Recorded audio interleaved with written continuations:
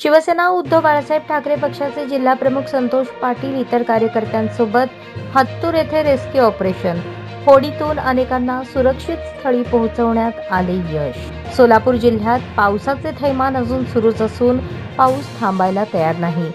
आज बुधवारी दक्षिण सोलापूर तालुक्यातील हत्तूर येथे शेतकरी बांधव पाण्यात अडकले होते. त्यावेळी शिवसेना ठाकरे पक्षाचे जिल्हाध्यक्ष संतोष पाटील व इतर सहकारी शिवसैनिक मदतीला धावले.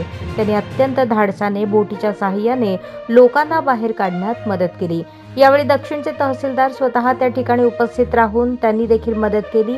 तहसीलदार यांच्याशी या गंभीर स्थितीत शेतकऱ्यांना सर्वतोपरी मदत करण्याबाबत निवेदन दिले. या घटनेची माहिती संबंधितांच्या नातेवाईकांना देण्यात आली. यावेळी नातेवाईकांनी शिवसेना पदाधिकाऱ्यांचे आभार मानून समाधान व्यक्त केले.